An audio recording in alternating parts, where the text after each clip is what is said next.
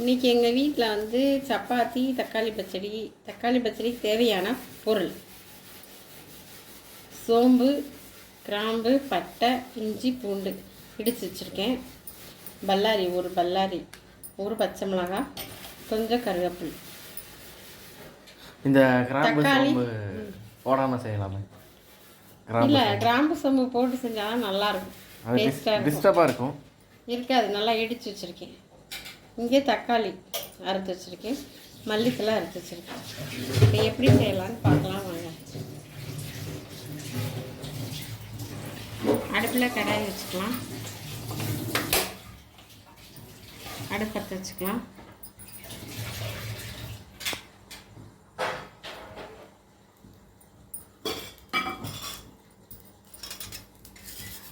ஒரு தேக்கரண்டி எண்ணெய் ஊற்றிக்கலாம். ஆயில் என்ன சன்ஃப்ளவர் ஆயில்.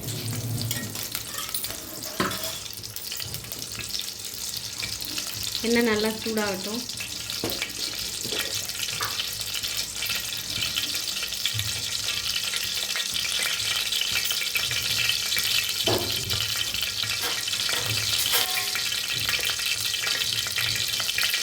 எண்ணெய் சூடாகிடுச்சு.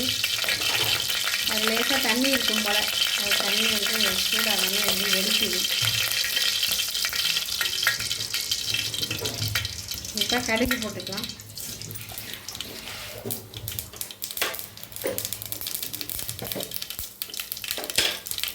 கடுகு போட்டாச்சு.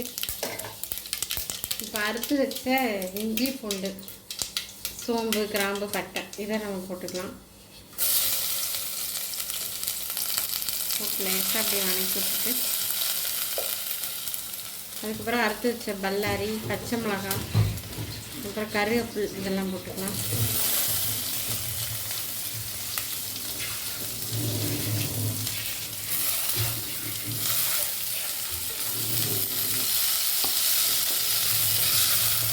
இது கொஞ்ச நேரம் வணங்கட்டும்.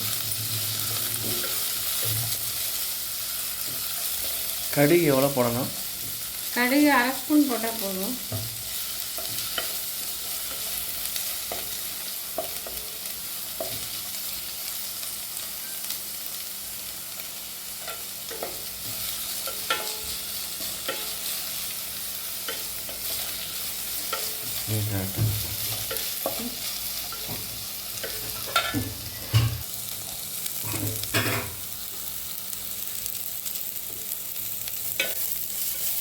நல்லா வணங்கிடுச்சு. டக்குன்னு அதுக்குள்ளே வணங்கிடுச்சா? தக்காளி இல்லை, பல்லாரி, வெங்காயம். இப்போ அறுத்து வச்ச தக்காளியை வந்து அதில் போடும்.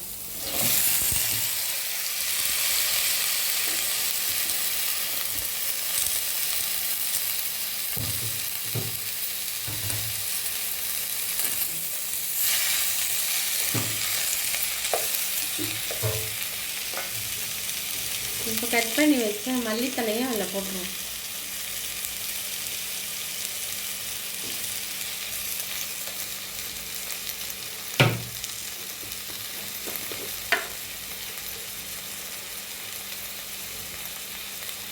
அரை ஸ்பூன் மஞ்சள் போடலாம்.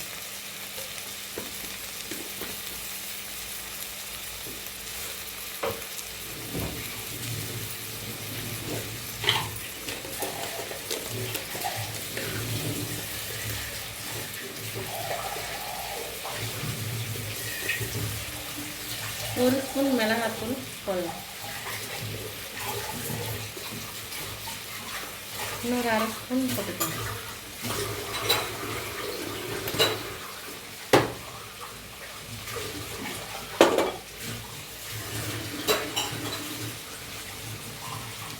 உப்பு ஒரு ஸ்பூன் அளவு இருக்கும், போட்டுக்கலாம்.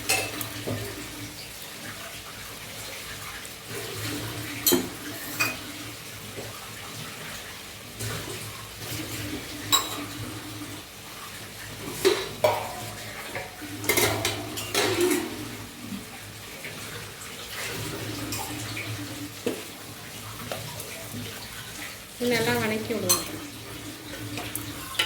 தக்காளி நல்லா வேகணும். உப்பு காரம்லாம் பிடிக்கிறதுக்காக லேசாக தண்ணி தெளிச்சுடுவோம்.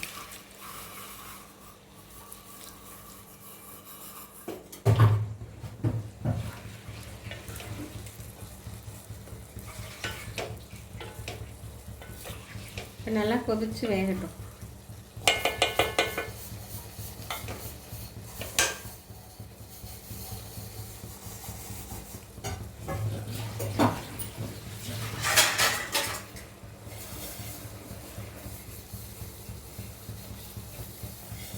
இப்போ ஒரு மூடி போட்டு மூடி வச்சுருவோம்.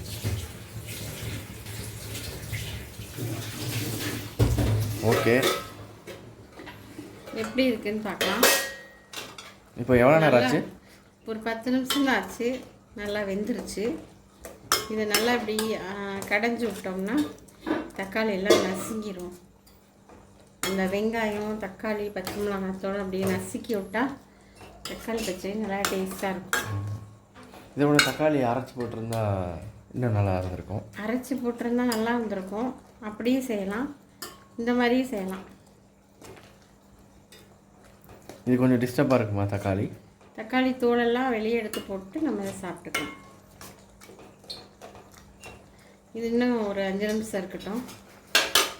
நல்லா கொதிச்சு வரட்டும். இப்போ வந்து பூரி போடலாம். இப்போயே போட ஆரம்பிச்சிடலாமா, இல்லை இதை செஞ்சு முடிச்சுட்டு போட்டுக்கலாமா?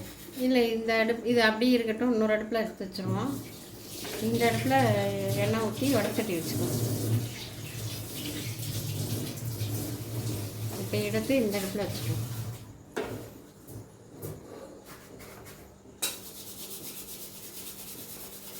ஒரு குட்டி வடச்சட்டியில் ஆயில் ஊற்றி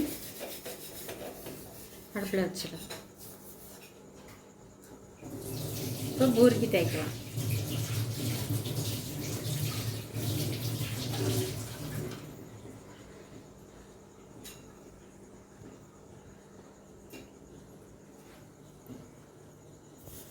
பூரி மாவு பிசைஞ்சு வச்சுருக்கேன். நல்லா கொஞ்சம் கெட்டியாக இருக்கணும். இப்படி அமுத்துனோம்னா சாஃப்டாக இருக்கும்.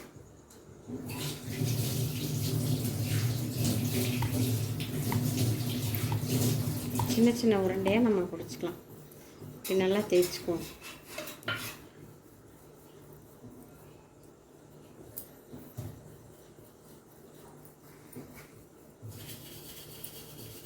தேய்ச்சிட்டு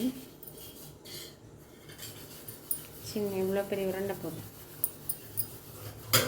உருட்டி வச்சுக்கலாம்.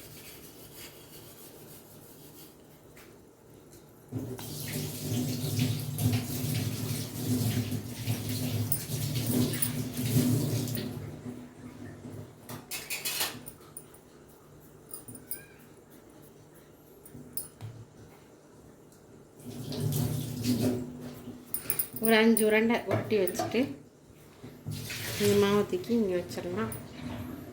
இந்த உருண்டையை எடுத்து இந்த பேப்பரில் வச்சுருவோம். வச்சுட்டு இதை ஃபஸ்ட்டு நம்ம தேய்க்குவோம். இது லைட்டாக எண்ணெய் தொட்டு தேய்ச்சிக்குவோம்.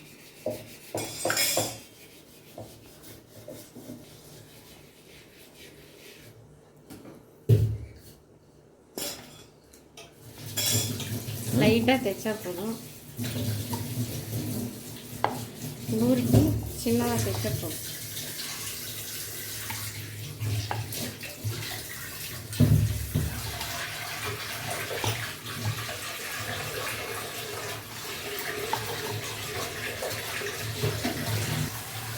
இந்த பூரி அப்படியே எடுத்து, பூரி இல்லை மாவு தேய்ச்ச மாவு எடுத்து அப்படியே எண்ணெயில் போடுவோம். ஏன்னா நல்லா காஞ்சிருக்கு. நல்லா அப்படி நல்லா புஷ்ஷுன்னு வருதா? புஷ்ஷுன்னு வருது பாருங்க.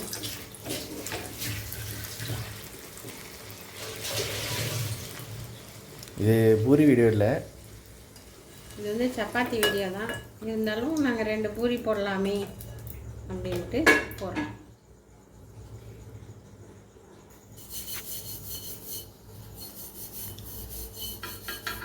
இப்படி தோசைக்கல்ல வச்சிட்டோம்னா எண்ணெய் இருந்தாலும் வடிஞ்சிடும்.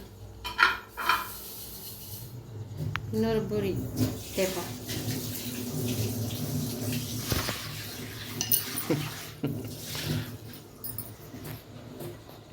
ஓகே.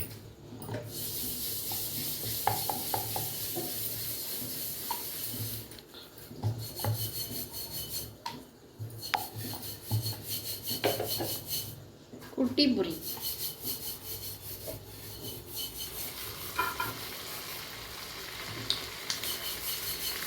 நல்லா அப்படி பொல்லி வருதா? நல்லா இருக்கா? இப்படிதான் வரணும் பூரினா. ஒரு அரை மணி நேரம் மாவு பிசைஞ்சு வச்சிடணும். நல்லா ஊறணும். ஆனால் நாங்கள் ரொம்ப நேரம் ஊற விட்டுட்டோம். அதனால தான் பூரி சூப்பராக வருது.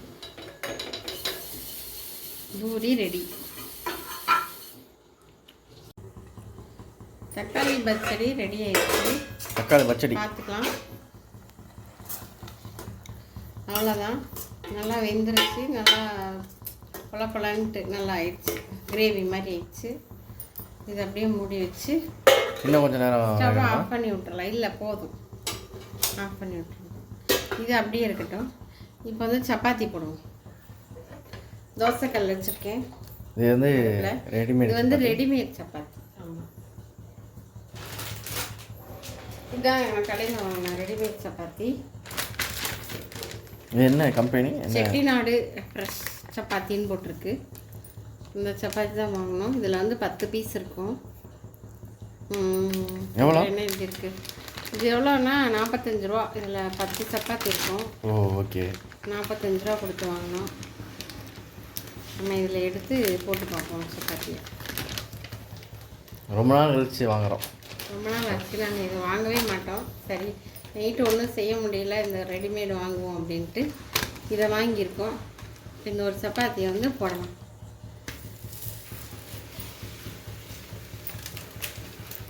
ஆல்ரெடி பாதி பாதி வெந்து தான் இருக்குது. இதில் ஆமாம், கால்வாசி இதில் வந்து வெந்து தான் வந்திருக்கு. பேக்கிங்கே ஆயிருக்கு.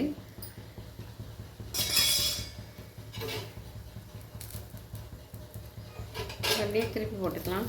நல்லா அப்படி பொல்லி வருது பாருங்கள்.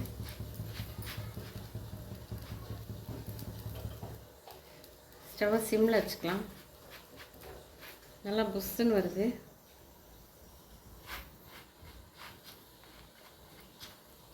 திருப்பி போட்டுக்கோம். நல்லா இருக்குது. புஷ் புஷ்ஷுன்னு வருது சப்பாத்தி. நல்லா வாசமே பயங்கரமாக இருக்குது.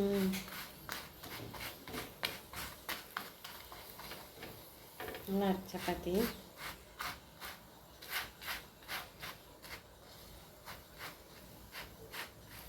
வெந்துருச்சு. இதை எடுத்துடலாம். இதுக்கு மேலே இருந்தால் கருகி போயிடும். நான் எடுத்துருவோம்.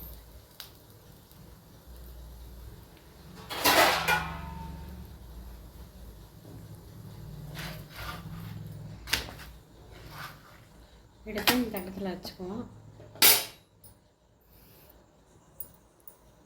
அடுத்த சப்பாத்தி போட்டு பார்ப்போம்.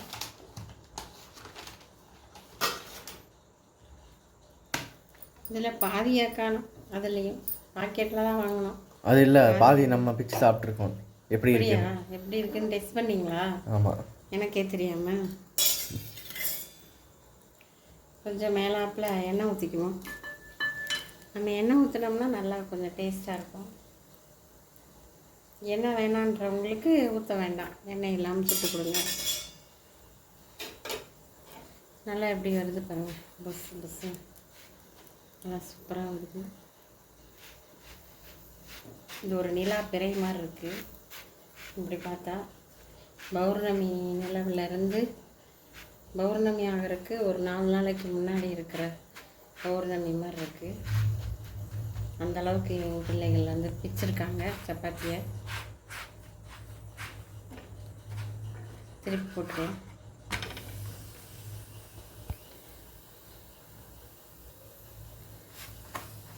நல்லா வெந்திருக்கு. அடுப்பில் வைக்க அப்படியே தோசைக்கல்ல சூடாக சூடாக அப்படியே புஸ் புஸ் புஸ்ன்னு அப்படி பொல்லி வருது.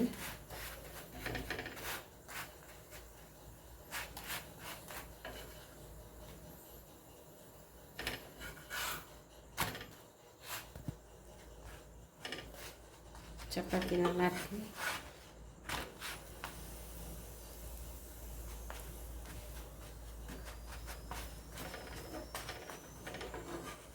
சப்பாத்தி சப்பாத்தி எடுத்து தட்டில் வச்சுக்கலாம். இப்போ எங்கள் அம்மாவுக்கு வந்து ஒரு சப்பாத்தி போடலாம். அது வந்து எண்ணெய் ஊற்றாமல் போடுவோம். எண்ணெய் ஊற்றாமே அப்படியே போட்டு பார்ப்போம். நல்லா அதே மாதிரி புள்ளி வருதா புஸ் புஸ்ன்னு வருதான்னு பார்ப்போம். இப்போ ஆல்ரெடி எண்ணெய் ஊற்றி செஞ்சுருக்கோம் இதில். அது வேறு, அந்த 2 சப்பாத்தியில் எண்ணெய் ஊற்றிருக்கோம். இதில் வந்து எண்ணெய் ஊற்றலை. எப்படி வருதுன்னு இப்போ பார்ப்போம். அந்த எண்ணெய் இதோட அந்த எண்ணெய் இருக்காது தோசைக்கல்லில்.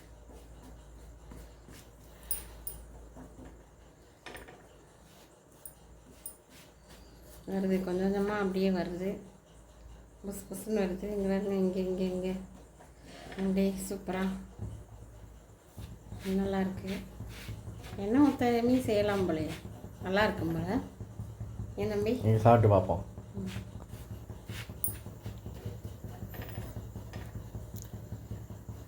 திருப்பி விட்டுருவோம். நல்லா இங்கே பாருங்கள், நல்லா எப்படி புஸ்ன்னு வருது பாருங்கள், சூப்பராக. அப்படி ஏதோ பலூன் ஊதி விட்ட மாதிரி அப்படியே வருது, பறந்து போயிட மாட்டிருக்கே விட்டா. அதுக்கு இல்லையே, நல்லா இருக்கே பாருங்க எவ்வளோ புஸ்ஸுன்னு. ஓகே, எண்ணெய் ஊற்றாமே செய்யலாம் போல, நல்லா புஸ்ஸுன்னு வருது. விட்டா அப்படி பறந்து போயிடும் சப்பாத்தி.